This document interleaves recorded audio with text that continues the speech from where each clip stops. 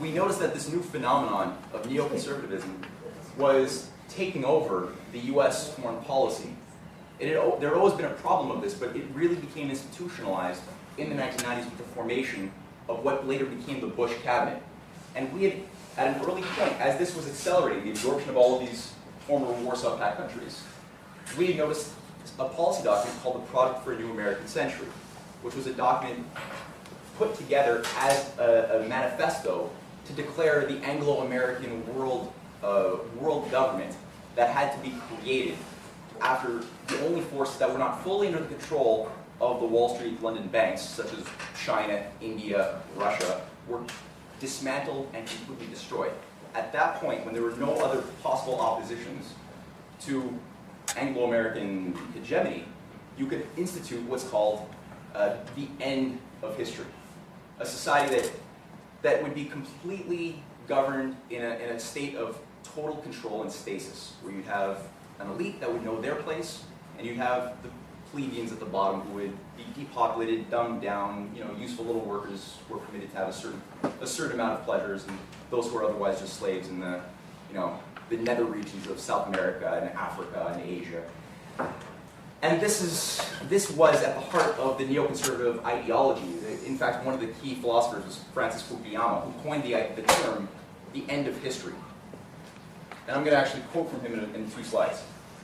But this couldn't work, because this is based on a paradigm that human beings are otherwise just animals to be controlled by a master alpha class. That ideology, it's been there for a long time as well, and it's not true.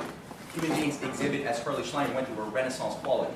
When we have hope, when our creativity is allowed to be cultured, when our minds are allowed to develop, and we're given the means to actually be human, we can do things that no other species in the ecosystem can accomplish. And this is what any oligarchical system denies. And they will bring a nuclear war to protect their ideology. So, what's the alternative? Now, more recently, at the end of 2014, our organization published a 375-page report called The New Silk Road Becomes the World Land Bridge, that essentially features in-depth expositions of every core project that is either already being created or that could be created very quickly internationally as drivers for a program of national reconstruction and development in an anti-imperial environment. And these are just some of the outlined projects. There's obviously many more secondary, tertiary projects that would unfold, but these are the core mega projects that are available to us. Many of the ones that are already advanced, you see in Eurasia. We're going to go through some of that today. So we want to see what is the New Silk, what is this New Silk Road that is the policy of China? What is this thing? What is the philosophy behind it? How is it impacting not just Asia, but other countries doing as part of that alliance? And then how will it follow up to impact Europe and North America if we choose to change the way our thinking and our policies are operating? So this is the most important phenomenon right now that's scaring the shit out of the oligarchy. You've all seen this coalition of leaders, right? These 5 countries? Yes. Okay. So the BRICS nations came as an outgrowth of a process which we're going to look at a little bit. But right now, the Russia, India, China, Brazil, South Africa alliance has not just involved these 5 countries, but is bringing in more and more countries in Asia, Africa, and beyond into a sphere of influence, which is providing a very important quality of protection for these countries to engage in processes and developments that are in opposition to the IMF and World Bank desires. And they're creating an impetus of principle based on a positive conception of what economics should be vectored around. It doesn't mean that these countries are perfect. It doesn't mean that Roosevelt's program was perfect. It means that these countries are moving under a conception which is in alignment with the general interest of humanity. This will take on different forms, but the principle is the principle, and that's the key that we have to look at, because you judge by their actions, not by the words. But we are still going to look at some of the words put forth by some of these key leaders. But I brought Francis Fukuyama before about one of the core ideological fathers of the neoconservative I'd almost call it a religion. He actually put together a short report, not as a fan of the BRICS or the New Silk Road or China, not as a fan, but it was a competent, in a sense, realization by the oligarchy, of which he is, an appendage, of the nature of what this thing actually represents in history. And I'm just going to read a little short segment. And again, he is not a fan of this process, though it might sound like he is. He's just taking a very clear, objective evaluation of what this process is that's arisen in the last few years, where he writes, as 2016 begins, an historic contest is underway over competing development models, that is, strategies to promote economic growth, between China on the one hand and the USA and other Western countries on the other. Although this contest has been largely hidden from public view, the outcome will determine the fate of much of Eurasia for decades to come. Indeed, One Belt, One Road represents a striking departure in Chinese policy. For the first time, China is seeking to export its development model to other countries. Chinese companies, of course, have been hugely active throughout Latin America and Sub-Saharan Africa in the past decade, investing in commodities and extractive industries and the infrastructure needed to move them to China. But One Belt and One Road is different. Its purpose is to develop industrial capacity and consumer demand in countries outside China. Rather than extracting raw materials, China is seeking to shift its heavy industry to less developed countries, making them richer and encouraging demand for Chinese products. Now, of course, he's still looking at China as a competitive interest that ultimately should be crushed in any way, shape, form, or size possible. However, it's true. This is generally what has actually happened. There is a historic contest underway between a new program, a new development model. And this didn't come out of nowhere. And there's a lot of points of departure I could take up, and we've written a lot of material about our own organization's 40-year-plus record in shaping this new just world economic architecture, which is expressing itself as we see it with the BRICS. But just to be brief, there is this was an image you'll find in a 1996 report that we published based upon a series of conferences and presentations that LaRouche's wife and the founder of the Schiller Institute, Helga Zepp-LaRouche, gave to China in 1996. This is her at the eastern terminal of the Eurasian land bridge. In China, she's known as the New Silk Road Lady. It's been recognized by the Chinese establishment themselves that the very term New Silk Road, as an homage to the old ancient Silk Road of 2,000 years ago between China, the Arabic nations, and Europe, that was a way to not just to trade goods, but also inventions and cultural treasures. That idea that we were bringing forth into the 21st century, she was the first to coin that. And in 1993, we had, as an outgrowth of a program that our organization had created for the reconstruction of Europe after the fall of the Berlin Wall, we had a whole program that we had been fighting for and that had made a lot of headway around what's called the industrial triangle of Vienna, Paris, and Berlin, to use this core industrial capacity to develop the regions like Poland as modern, advanced societies under a new Marshall Plan, like we did after World War II. We had a program to make this happen, which was ultimately sabotaged. Many people were assassinated in this period. As one of the leading collaborators of our organization at that time was a leading banker who was the head of Deutsche Bank, who was actually killed when he was moving in this direction. And the euro was then created as a way for the bankers in London and Wall Street to recapture control of the countries of Europe that they were otherwise on the brim of losing.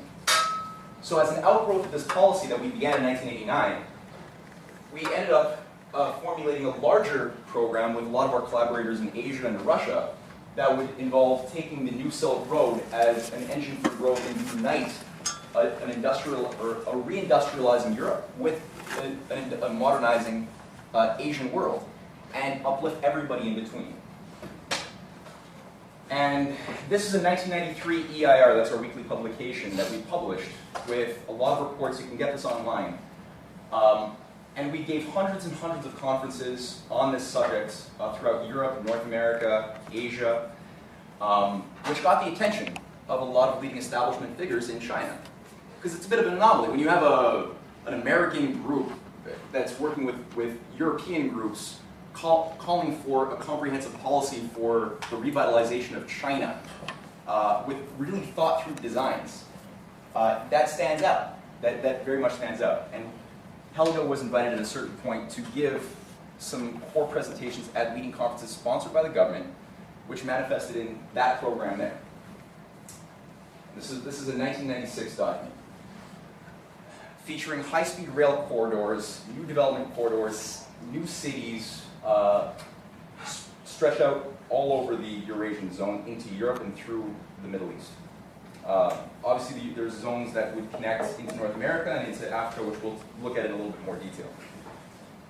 So, 1997 rolls up. You have the formation of the Shanghai Cooperation Organization of Russia, China, India as an observer country. Many other countries are a part of this.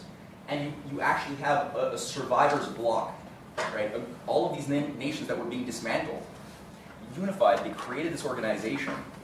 And immediately you saw motion to get this thing underway.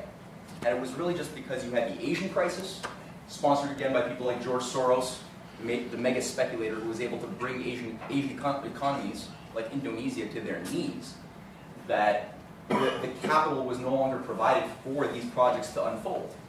And it was sabotaged. And for a long time, a lot of people thought it was dead.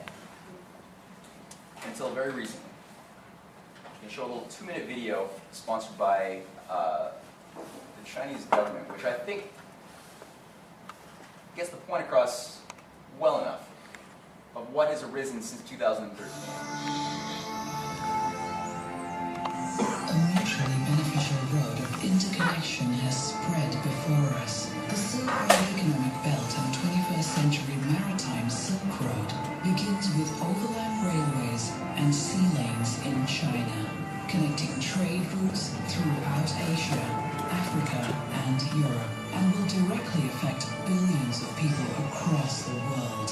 It's planned as one of the largest and most comprehensive development projects in human history. As it progresses, it will improve infrastructure all along the route. A network of highways, railways, ports, as well as facilities for energy, healthcare, and education. It aims to provide assistance in areas where it is desperately needed, allowing isolated regions to develop together and to facilitate investment, trade, and cultural exchange. Asian Infrastructure Investment Bank and the Silk Road Fund are already providing financing, and opportunities remain for investors from the private sector. The Belt and Road Initiative is all about opportunities to grow, to build, and to prosper together. The road that links us all.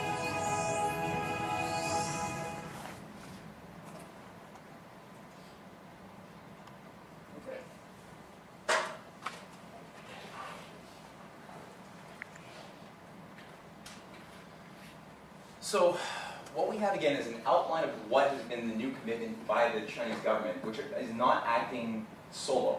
This is not a unified, unipolar idea going out to try to recolonize the world through new British Empire techniques, as a lot of the slanders against this program have tried to paint it. And if you try to look online, and you look at almost any Western analysis of what this thing is, it's really they're trying to paint it as the new British East India Company, trying to conquer the world by economic rather than military arrangements. But unlike the British Empire and the British East India Company, they're actually exporting something that they've done themselves. The British Empire, if anybody's had an honest look at what they did to Africa, India, Ireland, here, it's always get your victims to swallow the free market poison. Don't drink it yourself. So the British Empire never actually took on free trade themselves. They always had the knowledge to keep protectionism so that they would have the monopoly on industries. They always did that. And also, China actually is taking something which has worked to develop and elevate over 500 million people out of poverty in the past 10 years. That's the only reason why the United Nations has met its Millennium Development Goals. It's not because of anything that Europe or North America has done. It's entirely because China has managed to move all of these people, hundreds of millions, out of poverty at an accelerating rate. But they've taken this program, and that's what they're exporting, and they're actually allowing the countries that work with them to develop, which the British Empire never did. Never. So this is the two aspects of in September of 2013, you had, in Kazakhstan, Xi Jinping announced the new Silk Road development belt as being, otherwise known as the One Belt, One Road program, as being the foreign policy, which loosely stretches through here, but there's so many secondary and tertiary programs, it gets complex. But you need a solid unifying vision, and without a vision, as the saying goes, the people perish. So you have a unified concept that's organizing all of the problem solving that comes up as you're going along the process. And a month later, what was announced was the Maritime Silk Road, the building up of new systems of ports, of canals that would unite all the way up through the Indian Ocean into the new canals that were forming around Egypt, which is part of this process, that having built the second Suez Canal, recently completed a few months ago, into Greece. And Greece being a major port, being invested in by China. The only productive investments in Europe are happening from China. Right? If you actually look at Greece, the only place that they're allowed to use any capital for production is coming from Chinese investment. The Troika won't let any of the bailout money that they have given to the Greeks go to the Greek people or to the development of the Greek nation. It's all going back to the private bankers who speculated with the nation's debt and with the people's debts. It's only going back to the gamblers. Nothing is going back to the actual well-being of the people. So what we have here is an actual program where Greece is, the port of Piraeus is a core place where the actual overground rail, high-speed rail belt connects with the Maritime Silk Road. And this would be the core of the renaissance of the economic renaissance of Europe, would be Greece, the place that's currently the most destroyed. There's a lot of other ports from Africa, Kenya, Indonesia, Thailand, that we won't necessarily go through, but that are all developed in full detail in our land bridge report, which I encourage everyone here to purchase copies of and get more copies out so that people get a sense of what the hell is going on. But that's all at the table outside. Now, this process, as I mentioned, you had a meeting with the, up here what we see is the September 2013 meeting that created the Eurasian Economic Union. Not the European Union, the Eurasian Economic Union of Russia, Belarus, and Kazakhstan. Those are the three presidents. There's been a few more members join up until the present day, which is a bloc which, as the president of Kazakhstan, President Nazarbayev, has said, he mentioned at the ceremony that unveiled this new grouping that this is a new geopolitical reality of the 21st century that has been born. A fundamentally new model of good neighborly relations and interactions between peoples in the general great Eurasian space.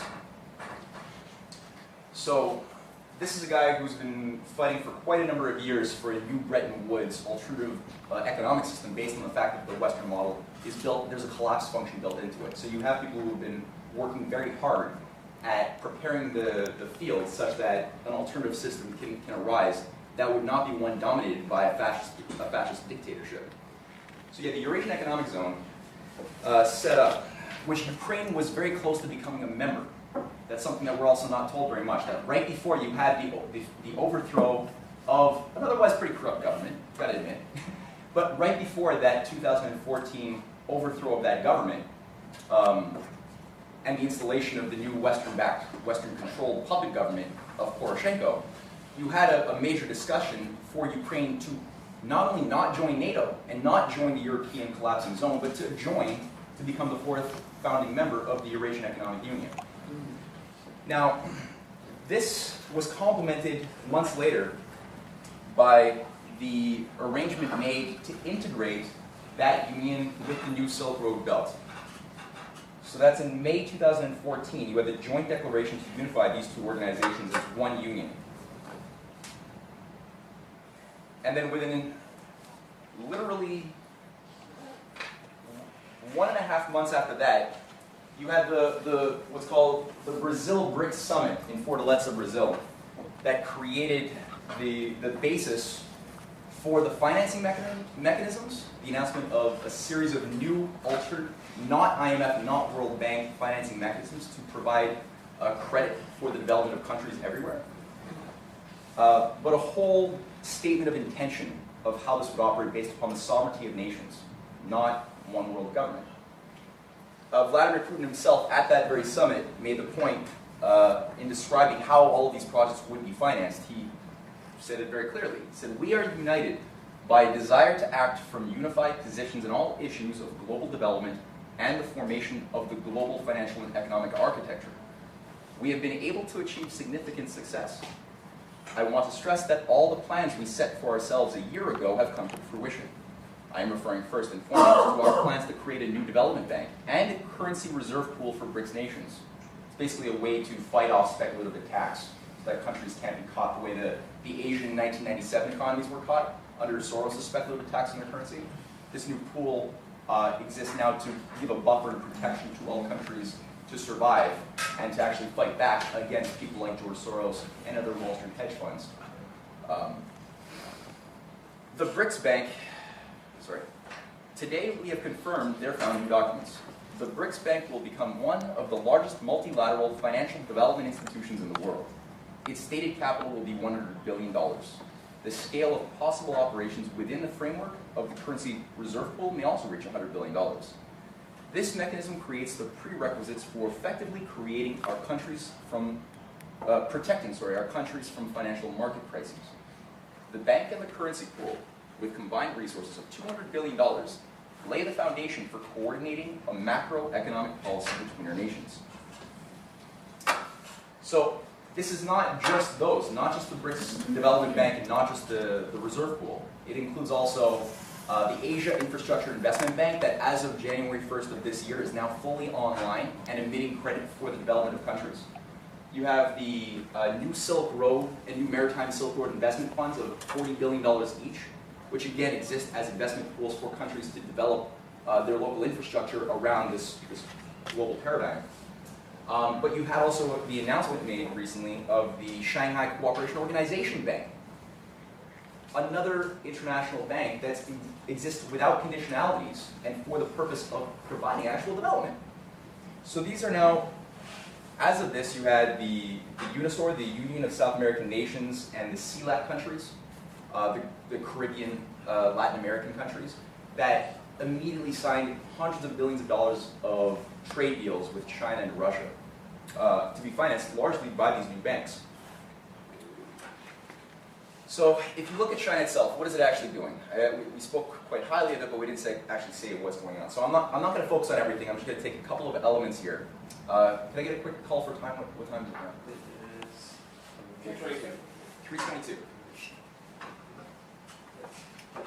Okay. All right, so what we have right now is a quick image of the high-speed rail built up over only 20 years in China. 25 years ago, there was no high-speed rail. Now they have 19,000 kilometers of high-speed rail. Right? Within 3 years, you're going to have 30,000 kilometers of high-speed rail. This is rail that goes beyond 200 kilometers an hour. Some of this goes as fast as 500 kilometers an hour. Some of it can actually go as fast as 600 kilometers an hour, but you don't really want to do that. Is that in the tube? No, the vacuum tube is something that they're also experimenting with that involves magnetic levitation inside of a vacuum tube, no friction, and that would go plus 1,000 kilometers an hour. China is the only country to have a commercial maglev rail system, produced by German innovation, but not applied by Germany because they were told by Schäuble and other financiers of the Troika that they have to shut down their nuclear power, shut down their industries, and basically go green, meaning no maglev. Grow potatoes and drink beer. Yeah, feudals, basically. The happy little feudal serfs. Yeah. The Troika is the IMF, the European Central Bank, and the European Commission. So this is just the concentric circles define the relative times it takes you now to get to these various places. Like the furthest being Urumqi from Shanghai would be 12 hours. That's an enormous distance. Quickly, China's right now the longest high-speed rail system is from Beijing to Guangzhou, below it, at 2,298 kilometers. Longest line ever. They're going to go a lot bigger, but that's right now the world's largest. The fastest train is a 605 kilometer per hour train called the CIT 500. 60% of the global high-speed rail is financed by China internationally. And it's not just rail. Like, what you've got in China in the last few years has been the greatest investment in time of capital into mega infrastructure such as water diversion. 44.8 billion cubic meters per year is now being moved from the Yangtze to the Yellow River in the north, where there's a lot of drought in the north, a lot of death over the centuries in China based on the fact that there's no water in the north, overabundance in the south where there's destructive flooding. They've actually got a program that they've built in record time to move big chunks of this into regions to create flood controls in the south and to create a necessary amount of irrigation along the way and bringing necessary water into the north. Now this is a multi-phase project, but we're now beginning to see a blossoming of greening of deserts. You can peaceably have the Gobi Desert green within a very short period of time. It's a beautiful thing. What we have is 330 dams. It's not just China, but 330 dams internationally are being built by China, by the Chinese Export Bank and other companies in China, in 72 countries. So this is not, when you look at maglev, or when you look at high-speed rail, this is not maglev, this is high-speed rail. This is not what we're used to looking at when we look outside of a Montreal window and we see one of these clunky things driving down really noisily, transporting really not much. It's maybe shale gas and oil. But the other ones are carrying people. These are carrying people, and they also carry freight, both. And that is an example of Chinese technology not in action right now. That's infinitely more impressive. It's really beautiful. And if you look at right now the difference between the USA's high-speed rail network and China, it's dramatic. And this is, again, like 20 years, literally only 20 years, and most of it's in the past 10 years. But it's accelerating at an accelerating rate. Whereas America, there's a lot that's been discussed, a lot that's been sabotaged, and the amount that actually exists, which is a little over 800 kilometers, doesn't even go all that fast. It really pushes the limit of what is defined as high-speed rail. Canada is not even on that map because we don't have any high-speed rail. We had a lot of discussions from like a Montreal to Windsor rail, and that had a little bit of a hullabaloo, but nothing ever manifested. That's got to be corrected. And I mean, a lot of this stuff comes from the fact that we're addicted to using just highways and trucks to transport everything, which is an inefficient, nasty way of moving goods in the 21st century, when you consider that only 50 years ago we had more rail than we have today. This was actually taken down in the United States and Canada in order to have a basic, like a highway system. And also, when you talk about rail, you're not talking about just building rail all over the place. That's not what you're talking about. There's a quote I had by Helga that goes through the development corridor idea very well, but there's a whole section here on how the principle of the development corridor works.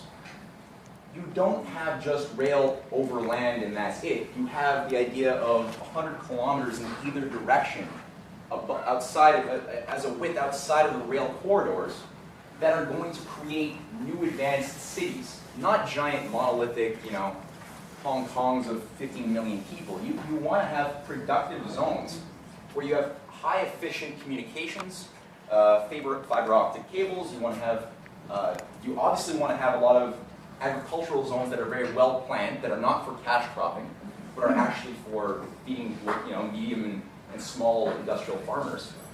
And you want to have an integrated approach to city building. So you don't just have this idea of a suburban sprawl that just goes on like Chamonix or Toronto, just adding more and more like a plague. You want to have cities that have a purpose, right? that are organized with a bit of a thought ahead. And this is what we're seeing forming in places like India, where Narendra Modi, who's a very, very enthusiastic participant, to say the least, of the BRICS process, has called for 100 smart cities to be developed, to take the youth that are being thrown into the gutter because they've been living under a colonial policy, and use the minds of these youth as the drivers of real wealth creation under a national vision, which I'm going to touch on. This is actually Modi's a program that he's endorsed, and well, circles around him have endorsed and advanced, called the Diamond Quadrilateral, based on thousands of kilometers of high-speed rail connecting the core Kolkata, Chennai, Mumbai, Delhi, which would integrate into the new Silk Road. In the case of the Eurasian Economic Union, as we brought up before, it's not just a union based on a monetary union. It's not like the euro. It's based on mutual development, again. And the actual name that was given to the program in Russia was the Trans-Eurasian Belt Development Project.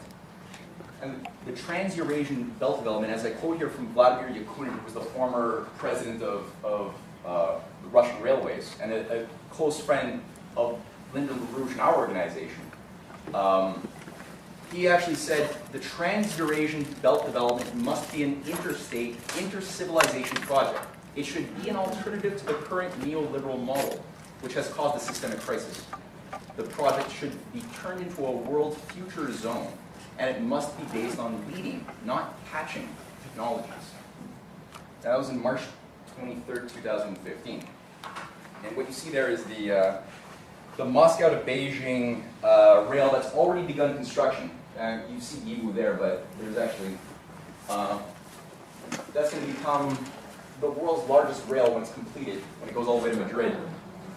The actual stats on this thing, it's a $242 billion project. It takes a 5-day travel plan.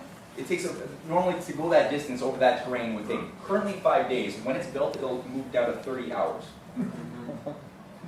It'll become the world's biggest, at 13,000 plus kilometers, the world's biggest rail system.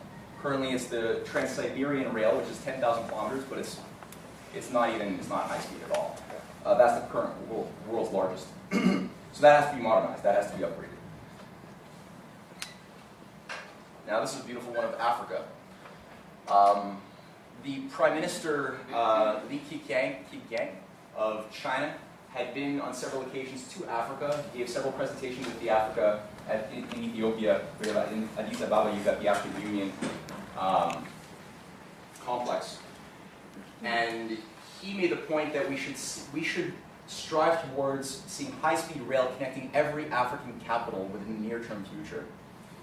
China is the biggest investor in Africa, but unlike, as I said, unlike the British Empire, and unlike any empire, they're actually doing honest business with Africa. They're actually allowing Africa to have cutting-edge technologies. They're actually creating engineering cores in Africa. Maybe not at the speed that some would like, but the fact that that's what's in motion is completely revolutionary. You already have 2,200 kilometers of Chinese rail built in Africa, 3,030 active projects. Some of the core ones that are happening right now are the $13.8 billion Nairobi to Mombasa rail line that connects the port of Nairobi, that's part of the Maritime Silk Road, with an overland rail grid that connects 5 countries like Uganda, Burundi, Kenya, the DRC, the Democratic Republic of Congo, and South Sudan. You've got many other programs that I'm not going to go into right now for Africa, some of which include a high-speed rail network in Nigeria, a very ambitious 13,000 kilometer high-speed rail network. That's a follow-up to the recently completed Nigerian rail system. That's 189 kilometers of Chinese-built rail in Nigeria, which is completely, again, allowing Nigeria to have a degree of economic independence so that it can make decisions outside of the influence and threats of the Western bankers. Very important. Now, stretching the New Silk Road now to South America, what we've got are bold proposals that are, feasibility studies are already done. Chinese firms are already working on making this, putting this into full motion to create the first intercontinental rail, high-speed rail program of South America to connect ocean to ocean from Brazil to Peru. There's a few alternative lines. Some say it will go through Bolivia, others Paraguay, who knows. But the point is that that's right now the motion that we're currently feeling. And the second image you see up here is the Nicaraguan Canal, which is, again, being built as we speak, which is going to employ about 200,000 Nicaraguans and provide an alternative trade route for massive shipping. The biggest ships in the world that are too big for the Panama Canal can now go from Brazil through Nicaragua to China and other parts of Eurasia and Africa and India. Now, the Panama Canal, this has the additional benefit that the Panama Canal is controlled largely by U.S. interests. And so no longer do you have to deal with threats and monopolies of very, very dangerous zones like in Panama. Obviously, part of this, as you see in our other rail image here that we published in our report, involves a long overdue, over 100-year overdue project to connect all of the rail systems of South America into North America through Central America. McKinley died, the President McKinley died in 1902 when he was giving a presentation at a summit.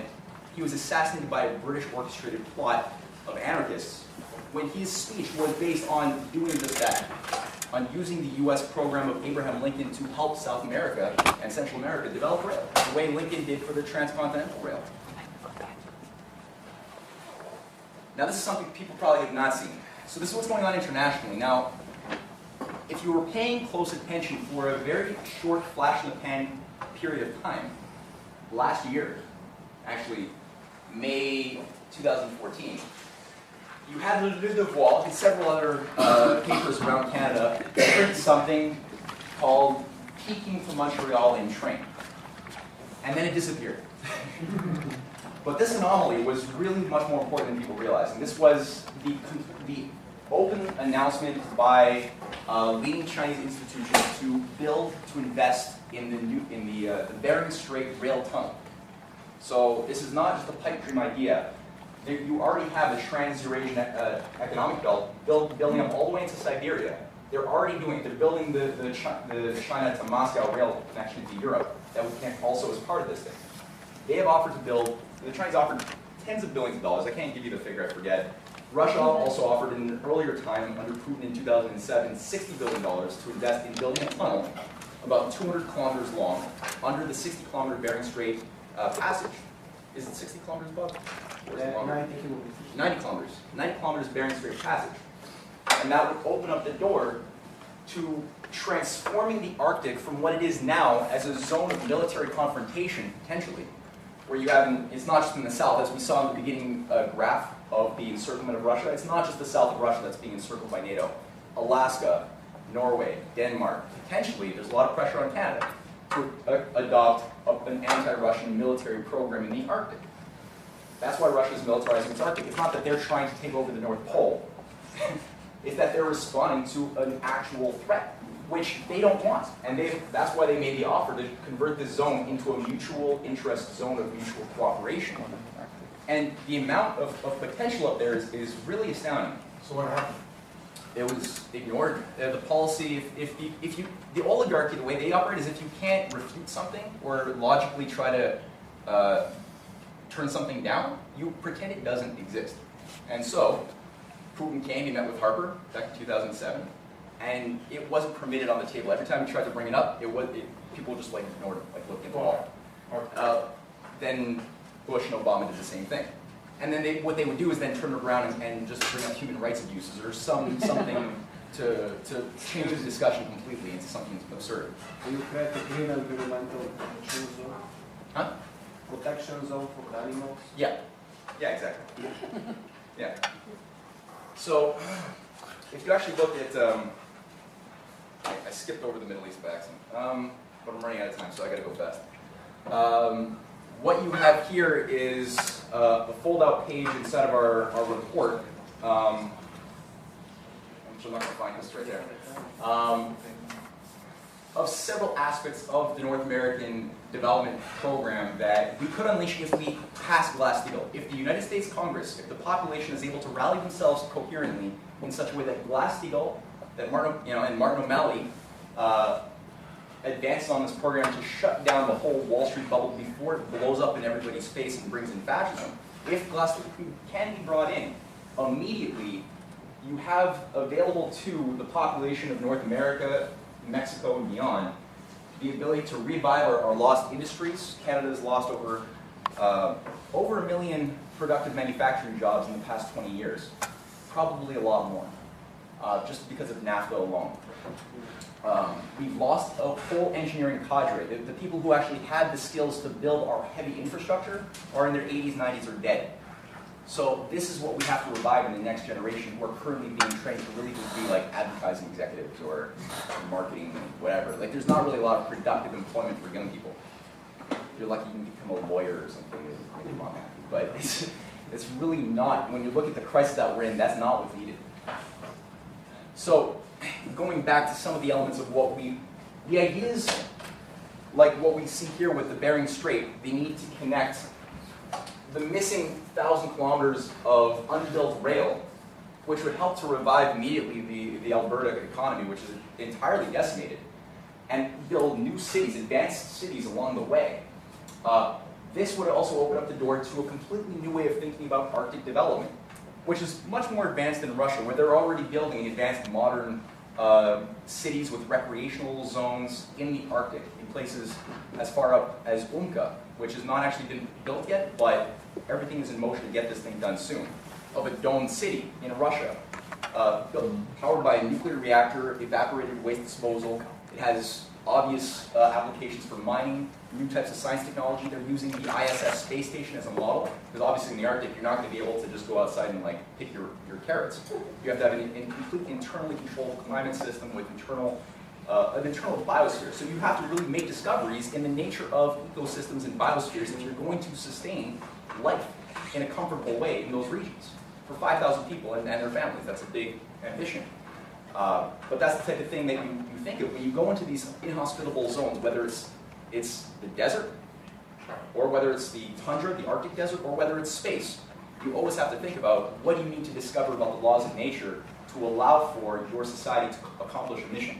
What type of creative discoveries have to be unleashed for something impossible to be made possible?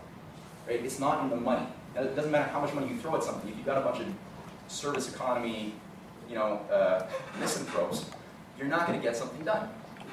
So this is where the question of culture comes very important. And when you look at what trajectory we were on in the period of people like John Diefenbaker, our prime minister who was ousted at a certain point in the early 60s, there was a program for a northern vision, for creating the new frontier of development. This is a 1958 design in Nunavut, in a place called Frobisher Bay, which is essentially way ahead of the curve. It was way ahead of its time.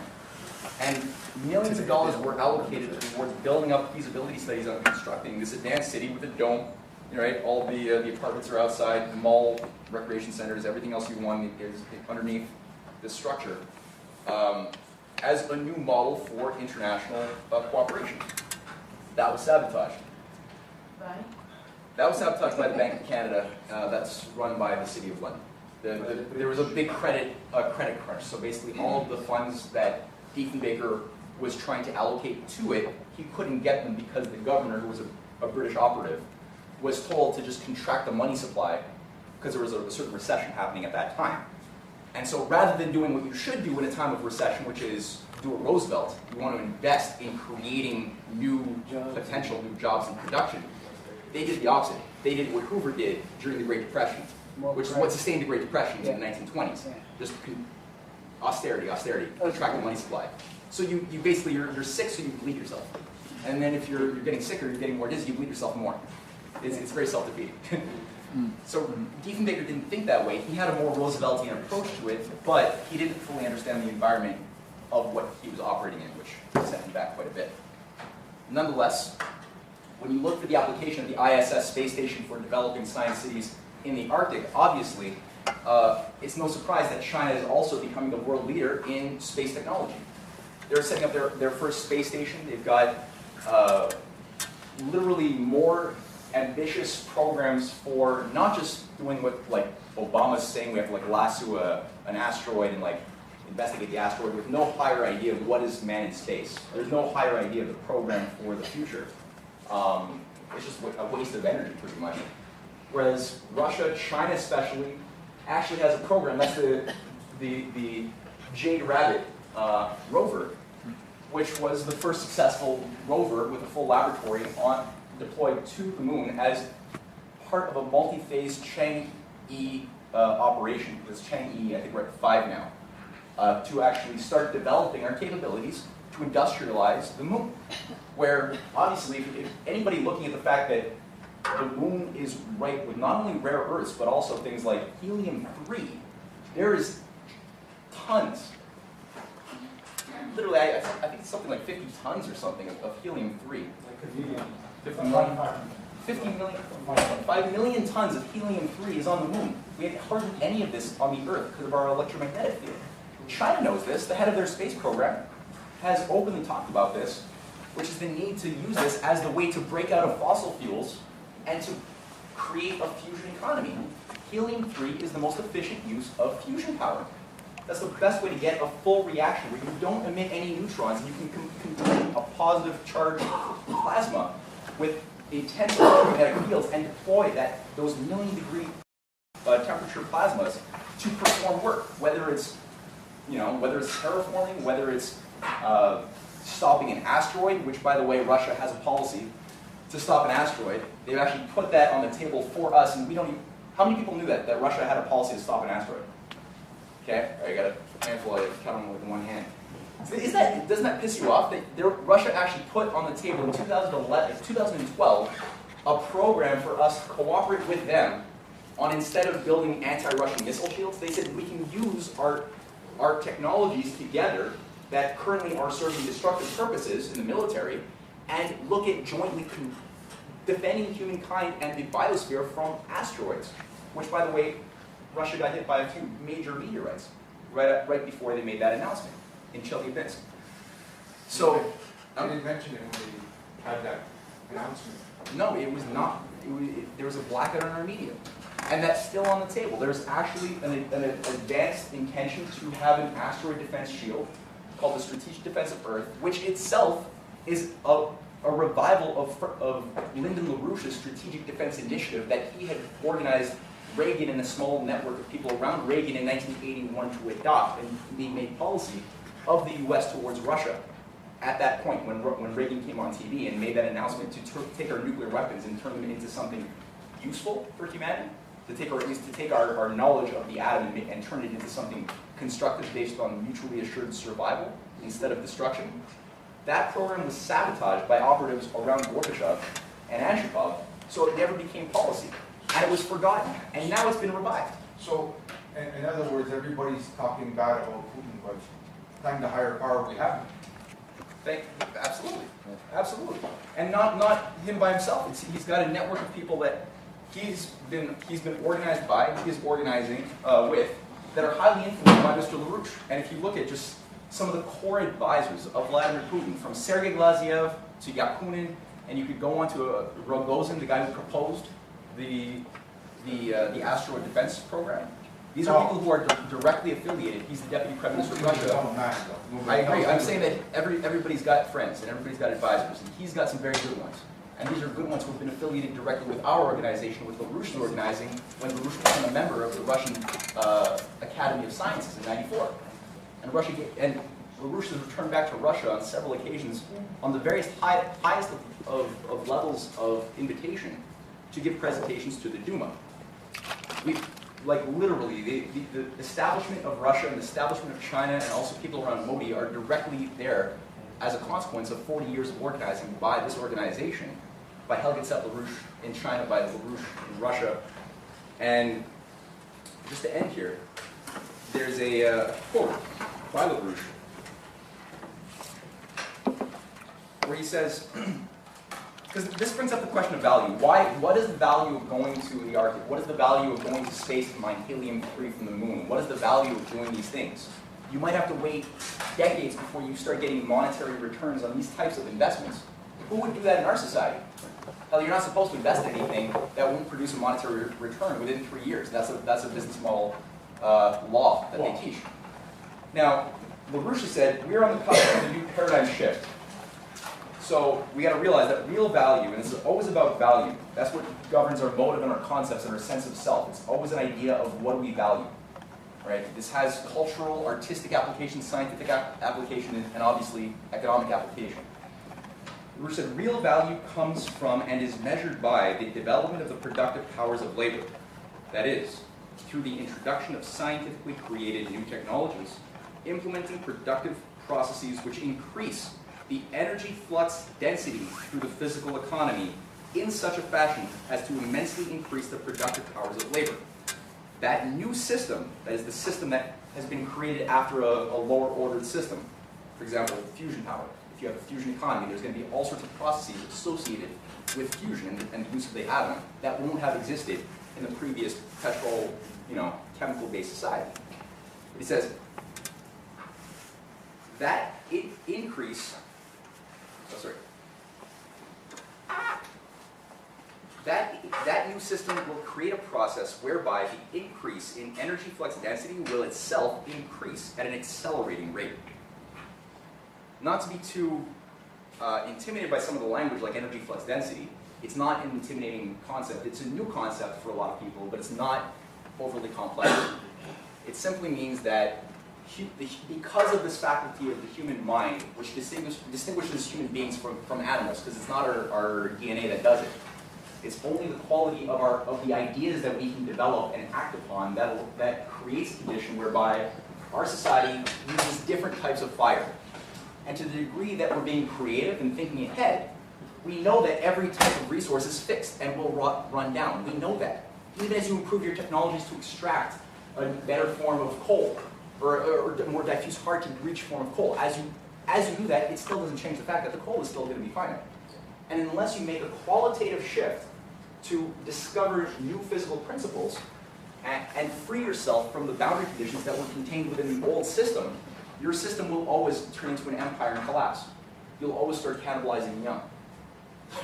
It's like that for any animal. If you throw it within a room, you have a bunch of rabbits and a limited amount of food, those rabbits are only going to grow to the point that the food is still there, and then they're going to cannibalize the young.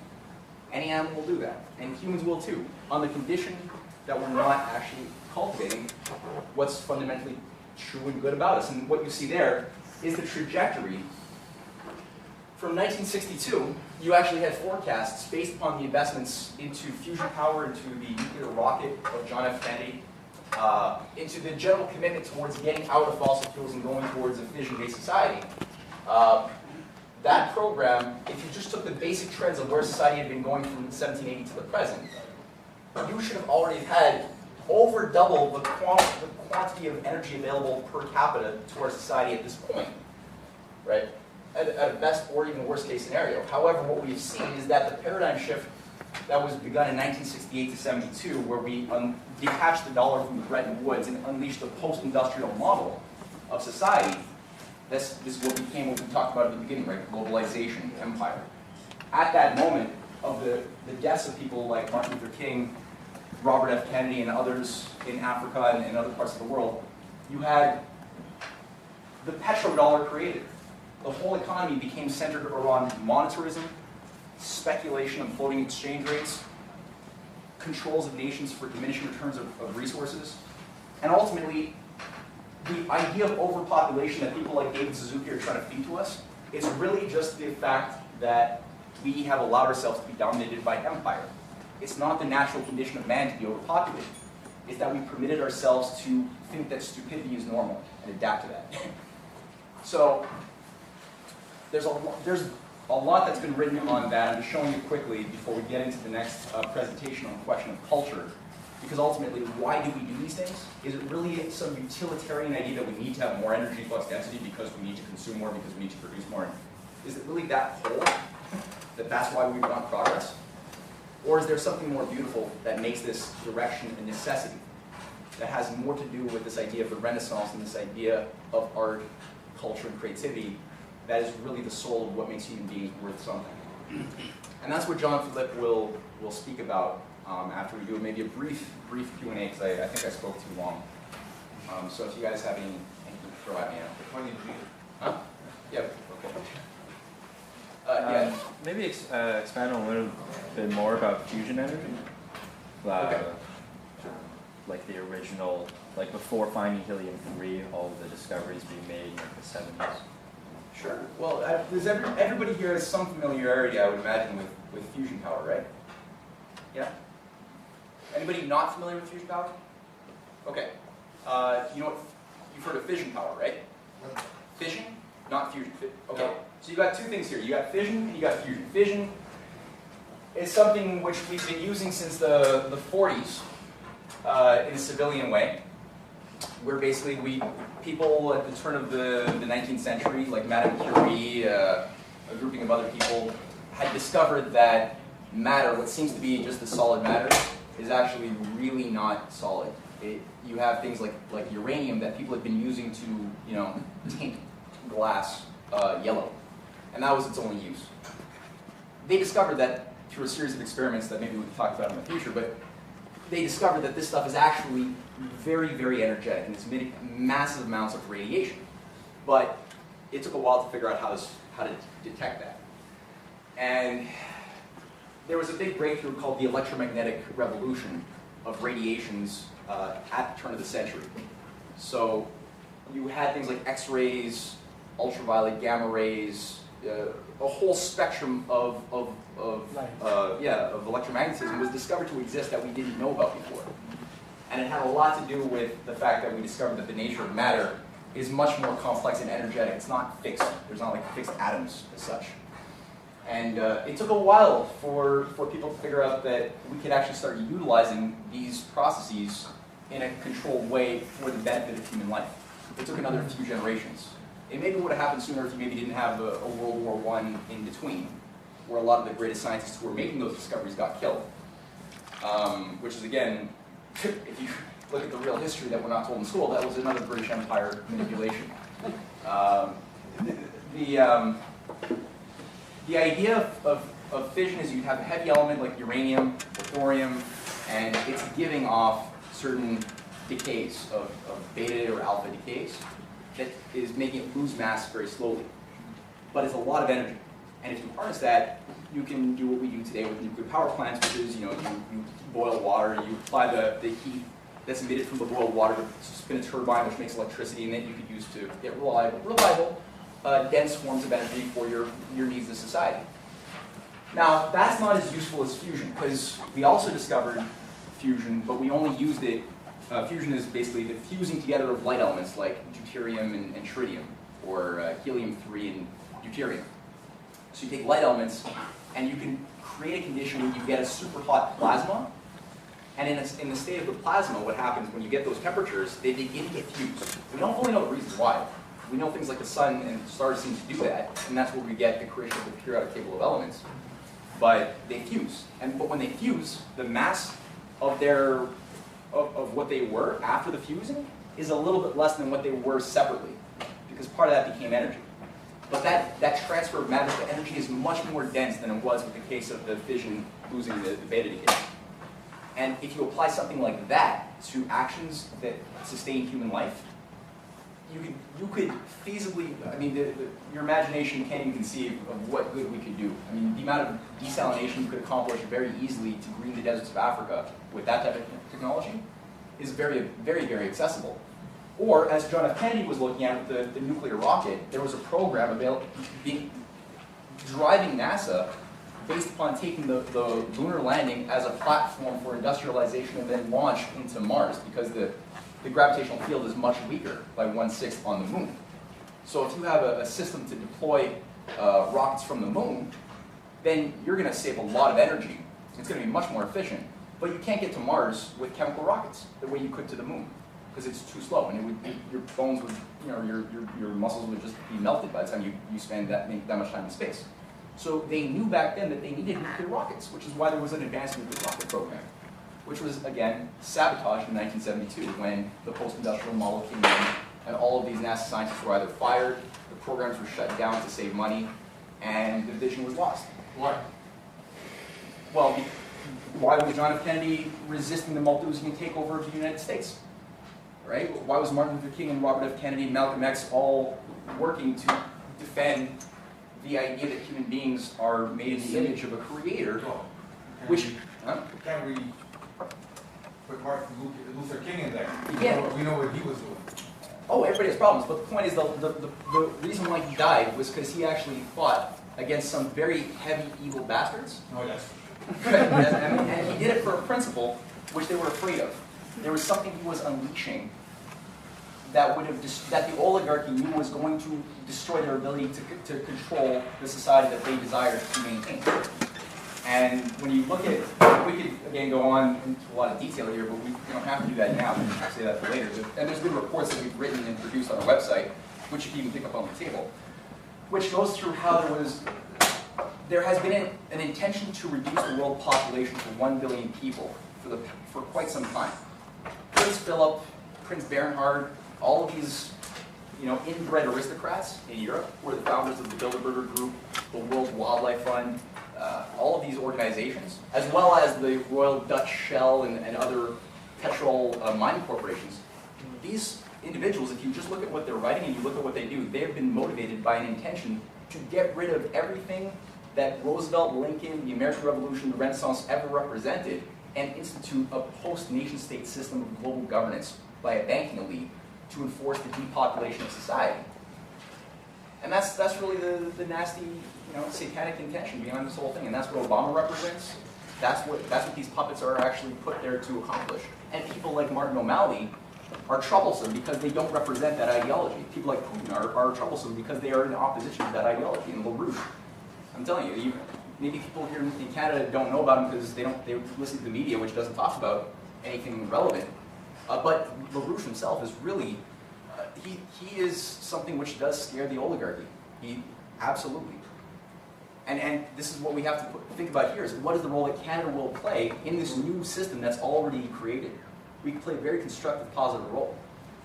Or we can play a very negative role, I would say because we're running out of time, JP, it has to do with transition from translation to come here. So if you keep speaking, he's going to keep translating. He'll never get here. Okay. But any other questions, we can maybe pile them together, and JP can pick them up as well, because his presentation is about culture. So we have the ideas, right? We have all the seeds that we can plant, but now what's the kind of culture that's actually necessary where people will be moved to actually act on that? That's not so obvious. So we have to create that. I think a good maybe transition, like you mentioned before about my Malthusian kind of mentality in Western society, how kind of the ecological movement or the environmental movement, looking at where the founders, where they got their influence. Currently I'm reading The Science of Life. And what is it by H. Wells and Julian Huxley, who's the founder of UNESCO, and one of his chapters is, and I'm just going to say the title, is Ecology of Biological Economics. And so what does that mean? Our current economic system is that we love to use austerity, so what does that mean for ecology if they're using the same mentality as economics? And that long ago, right before the whole today. Right, it's like a whole ecology and everything. Exactly. So if we're going to talk about culture, we need to look at why our culture is the way our culture is. Where Well, see, that's the kind of thing to bring up with his I thought it would be a good presentation. Yeah, sure. Thanks.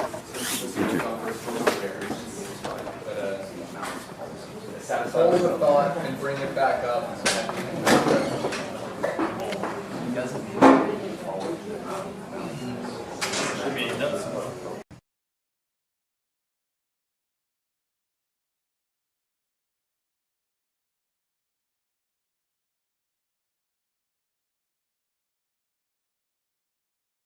We noticed that this new phenomenon of neoconservatism was taking over the U.S. foreign policy.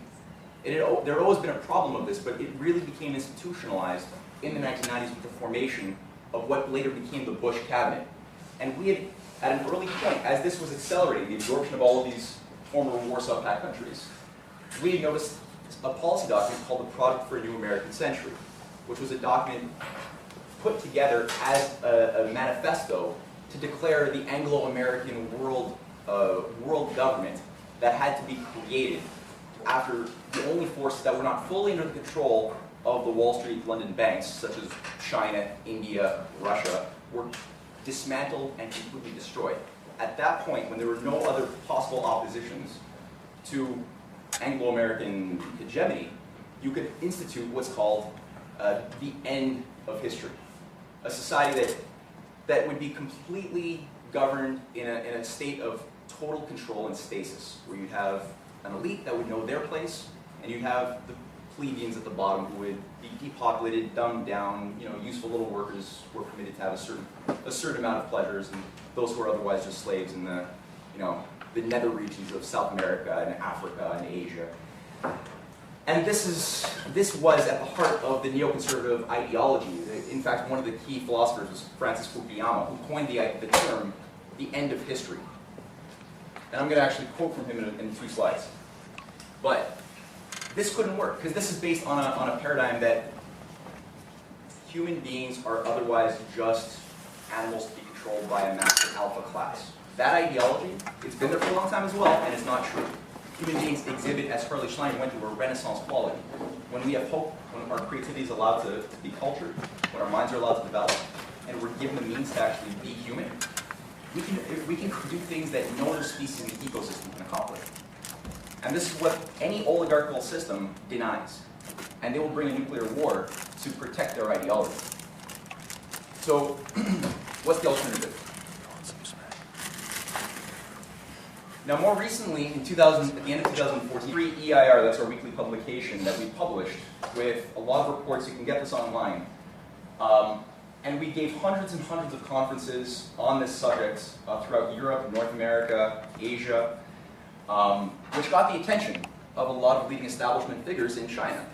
Because it's a bit of an anomaly. When you have an American group that's working with European groups calling for a comprehensive policy for the revitalization of China with really thought-through designs, that stands out. That very much stands out. And Helga was invited at a certain point to give some core presentations at leading conferences sponsored by the government, which manifested in that program there.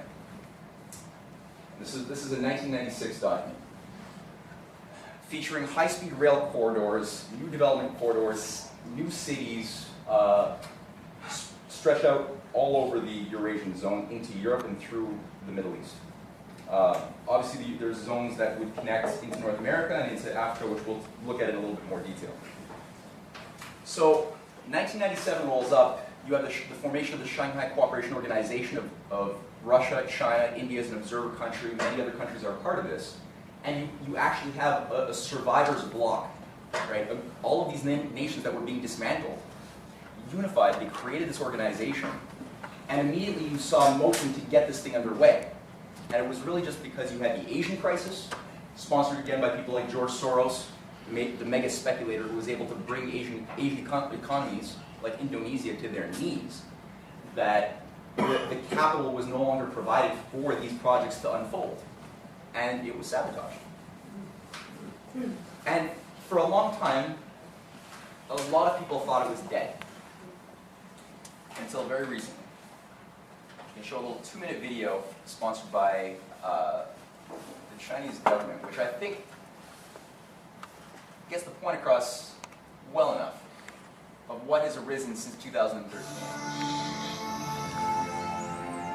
A mutually beneficial road of interconnection has spread before us. The Silk Road economic belt and 21st century maritime Silk Road begins with overland railways and sea lanes in China, connecting trade routes throughout Asia, Africa, and Europe. Francis Fukuyama before about one of the core ideological fathers of the neoconservative, I'd almost call it a religion.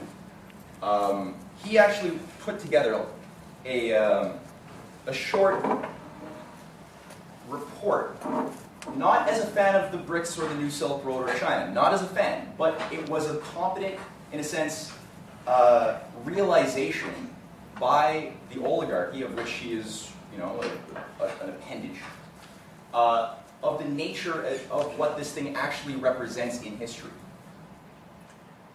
And I'm just going to read a little short segment. And again, he is not a fan of this process, though it might sound like he is. He's just taking a very clear, objective evaluation of what this process is that's arisen in the last few years, where he writes, as 2016 begins, an historic contest is underway over competing development models, that is, strategies to promote economic growth. between China on the one hand and the USA and other Western countries on the other. Although this contest has been largely hidden from public view, the outcome will determine the fate of much of Eurasia for decades to come. Indeed, One Belt, One Road represents a striking departure in Chinese policy. For the first time, China is seeking to export its development model to other countries. Chinese companies, of course, have been hugely active throughout Latin America and Sub-Saharan Africa in the past decade, investing in commodities and extractive industries and the infrastructure needed to move them to China. But One Belt and One Road is different. Its purpose is to develop industrial capacity and consumer demand in countries outside China. Rather than extracting raw materials, China is seeking to shift its heavy industry to less developed countries, making them richer and encouraging demand for Chinese products. Now, of course, he's still looking at China as a competitive interest that ultimately should be crushed in any way, shape, form, or size possible. However, it's true. This is generally what is actually happening.